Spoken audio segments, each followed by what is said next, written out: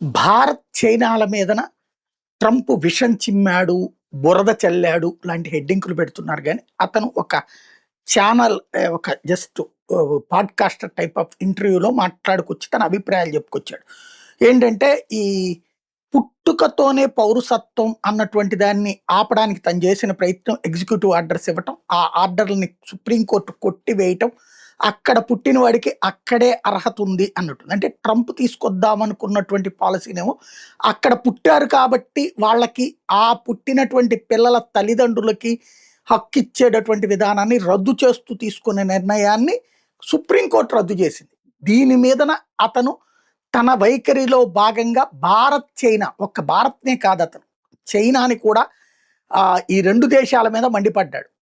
ఆహ్, ఇది కడుపు మంటతో మాట్లాడు. ఇప్పుడు మనం బంగ్లాదేశోళ్ళ గురించి ఎట్లా మాట్లాడుతున్నామో, అతను భారత్, చైనాల గురించి అట్లా మాట్లాడాడు. ఇప్పుడు బంగ్లాదేశోడికి ఇక్కడికొచ్చినప్పుడు విధేయత ఉంటదా ఈ దేశం మీదన? ఏమీ ఉండదు.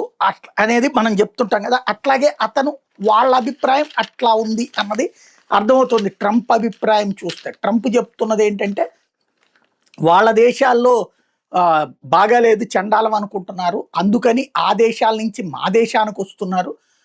ఈ 2 దేశాల నుంచి 9వ నెల గర్భంతో ఉన్న అమ్మాయి గూడా ఇక్కడికొస్తది. ఆ తర్వాత ఇక్కడ డెలివరీ అంటది. తద్వారా ఆళ్ళకి బిడ్డ పుట్టిన అతనికి లేకపోతే అమ్మాయికి ఈ దేశ పౌరసత్వం, వాళ్ళ గార్డియన్స్ కిందన వీళ్ళు. అలా అలా కుటుంబం వచ్చి స్థిరపడిపోతుంది. వీళ్ళకెవరికి ఈ దేశం పట్ల ప్రేమ లేదు. అట్లాగే అమెరికాకి సంబంధించినటువంటి వ్యవస్థల్ని వీళ్ళే కబ్జా చేస్తున్నారు అన్నటువంటి ఆగ్రహాన్ని వ్యక్తం చేశారు. తద్వారా వలసలలో ఎక్కువ ప్రయోజనం పొందుతున్నది చైనా వాళ్ళు, భారత్ వాళ్ళు. ఎస్పెషల్లీ భారత్ వాళ్ళు. ఎందుకంటే అమెరికాలో highest paid employees Indian origin వాళ్ళు. అదే అక్కడ రగులుతున్నటువంటి అంశం. అదే ఇప్పుడు చర్చకొచ్చినటువంటి అంశం.